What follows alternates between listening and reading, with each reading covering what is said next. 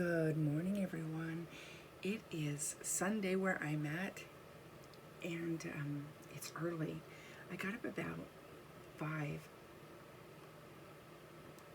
which used to be my norm, about 4:30, 5 o'clock, but I haven't done it in a long time. Since this whole shelter-in-place thing, I have just been slacking. I've been sleeping in. My days are flying by. I was laying around saying, what do you want to do? What do you want to do? You want to go for a walk? No, I don't want to go for a walk. What do you want to do? That kind of thing, you know? I don't know. It's just weird. So I am working on some red layers this morning, trying to get some of these babies going.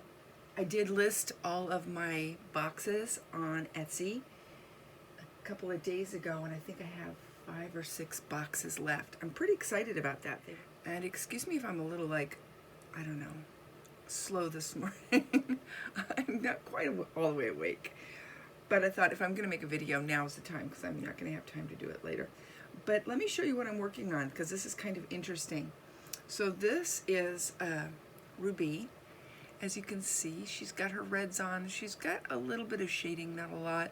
This is very beginning stages for these babies. They've got a prime layer, a little bit of blue. Their veins are on. I did a little shading, and now I'm working on their red colors.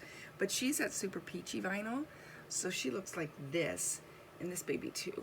They've got their peachy vinyl on. But here is Bountiful Baby vinyl in the same stages of painting, and you can see the difference. Let me show you Clyde here. He is really, really, really pale. So these babies have to catch up to these babies. And I don't mind that peachy look. I like it. It's a warmer tone. I had a really cool Zoom meeting with some forum friends that was so much fun. Oh my goodness, it was so weird because I've known these people or known these people for, you know, a couple of years, and I've never seen them in person. The year before last I was going to go to Rose, and my son's album dropped, and we were all needed to be here for that, and so I had to cancel. And so I thought, well, they'll be next year, and this was my next year. And I was all primed and ready to go, and it got canceled. And so I didn't get to meet anybody, and still haven't seen another reborn doll besides my own baby. I was looking forward to that also. So, you know, all this time's gone by, and I've not met a single person in person. That Zoom meeting was the first time, and it was really, really surreal because I know them, okay, so I'll start off with, I have friends who have met their significant others online, and I always think, and not in a judgy way, but I always think, how is that possible? How do you, I don't know, fall in love with somebody online? What if you meet them in person and they're not at all what you thought, you know, and you've invested all this time and energy and fantasy into this whole thing. You know, in your mind, they were 6 feet tall and you know, all these, I don't know, whatever it is people fantasize about, but, you know, and then you meet them and they're tiny or kind of have bad hygiene or something, you know, or they're just not who you thought they were. How do you reconcile that, you know? Does it matter at that point? Is it that you're so invested in who they you know, were online, and you've just fallen in love with the person? And so we did this Zoom meeting, and I tell you, it was so weird because they were just, I was not shocked or freaked out by anybody. They were pretty much themselves. I mean, they might have looked a little older or a little younger, or their voices might have been a little different than I imagined, but really, there wasn't much difference. But it was fun, and it was exciting. And at first, it was really, really awkward. We all were just looking at each other oh, so that's you. I don't know, I think we were all a little self-conscious, some of us. Some of the ladies had met at doll shows before, so they knew each other, but some of us had not seen or met each other before. And we were just kind of staring at each other on Zoom going, oh, wow, this is so cool. It's like everybody was real all of a sudden. What I'm doing right now is just lightening up and blending out some of that red. And switching gears for a second, sorry. This will all mellow out later, but if I blend it now, it's less work later, really. Sometimes you think you've really gone to town with that red, and you're worried and you soften it up, and then you have to end up blushing again later. You just never know how it's going to turn out. And it doesn't matter, you know. There's no mistakes. You can just go back and add some more later. But I can usually feel when I've gone a little overboard. Back to the Zoom meeting. This term came up, high color painting or high color reborn. You know, I thought, well, that's inappropriate, but it just didn't feel like a super appropriate term. But I guess it is a very common term in the reborn community. I just didn't know. Did a little research on it, and I found that indeed, I guess my babies are considered high color reborn babies. I always tell people I'm a gaudy painter. You know, I just, again, have no restraint, and I like lots of color and I like lots of layers. Everybody has their own style, and I think all of them are pretty. Some of those really pretty, oh, I love it when people paint and everything's just so light and pastel and perfect, and it's just like they painted with feathers. And, you know, it's just barely there. Dolls are just barely tinted, almost like porcelain dolls. And I actually have a forum friend who paints that way, and she used to paint porcelain dolls. So I think that's where that comes from. A lot of people transitioned from porcelain to reborn. And then there are some people who like to paint with a lot of primary colors, and you can see the yellows and the blues and the reds popping in different places, and I like that too. They use color to create the illusion, and it's really, really nice. And then, you know, some people are into ultra realism, but I do know that my babies tend to be a little darker than most babies. And I've talked about that before. I think it's just, it depends what color your skin is. I think you tend to match your skin a lot, because that's what you have readily available. Or if you have kids, you're matching their skin tone, because, you know, that's your reference all day. Well, I have been cooking like crazy. I've been baking like crazy, let's put it that way. Last year, I lost a ton of weight, or the year before, I lost a ton of weight, and a lot of that had to do with cutting a lot of sugar out of my diet, desserts out of my diet, and just saying, hey, I'm addicted to sugar, butter, and flour, and if I stay away from that, I'm going to be okay. That seems to trigger my eating, gets me binging away. But since this shutdown, I have been baking, because I'm a stress baker. I love to bake when I'm feeling stressed out, or I don't know, it just makes me feel good. It's comforting to me.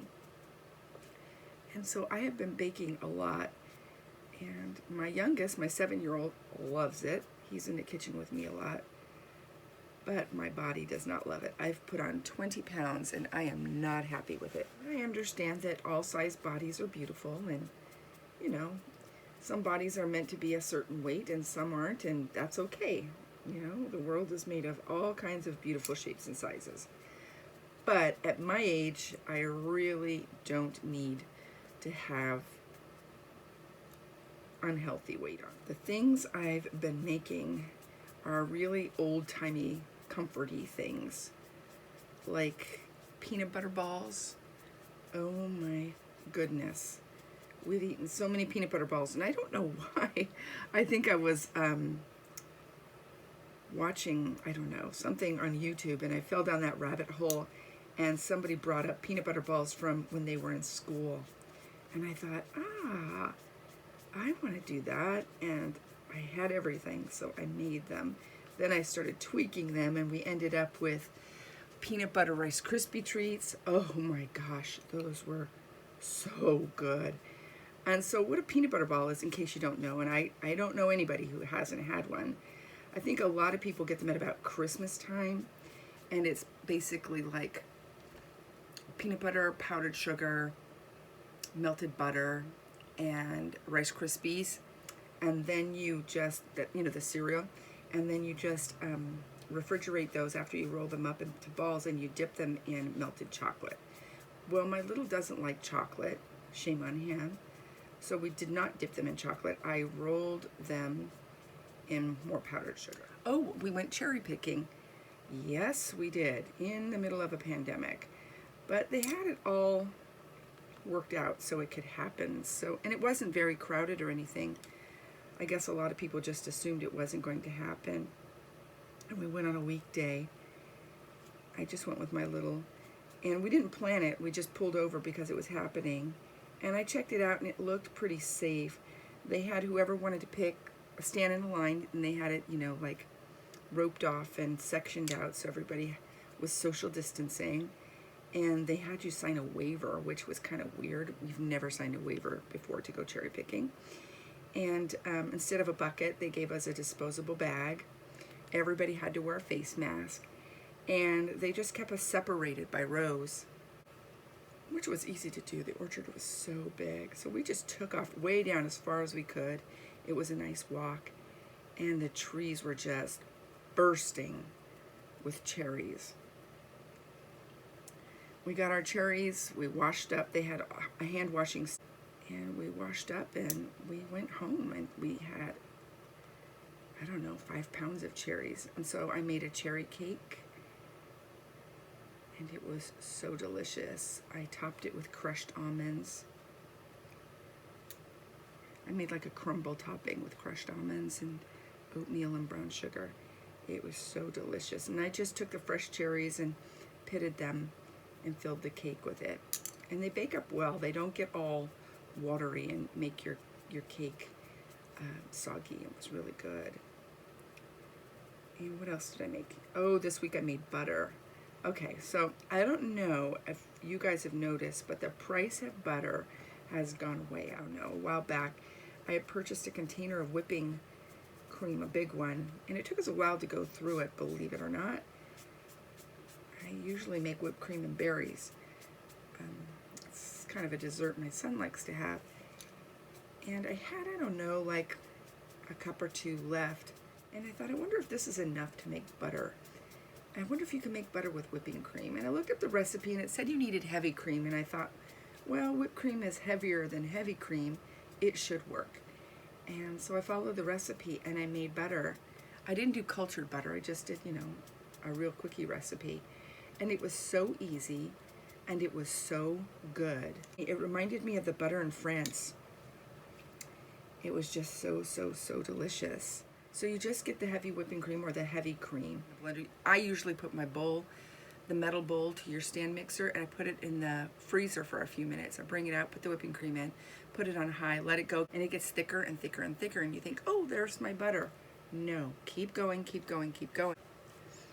It'll break down even more, and the liquid and the solids will separate, and the fat will start to come together in a ball, and the liquid will just get really watery. You're going to take all of that, and you're going to pour it into a cheesecloth. All you really want to do is separate the liquid, and then you rinse it in cold water, or some people dip it into an ice bath. That's it. You have butter. You can salt it, you can sweeten it, you can flavor it, whatever you want to do. And honestly, it's so much less expensive than buying butter, and you know what's in your butter, and it's fresh. So from now on, that's what I'm going to do. But I don't know if that's shelter-in-place talk, A lot of us are gardening like we never did before, and we're baking bread, and we're making butter, and we're making jams, and, we're being little homesteaders. And then when things get back to normal, and we're sitting in traffic again, and we're stressed out from work again, and life kind of goes back to some kind of normal, we're probably not going to be making butter, bread, and jam anymore. I'm guessing we're just going to go back to our old ways. That's my prediction.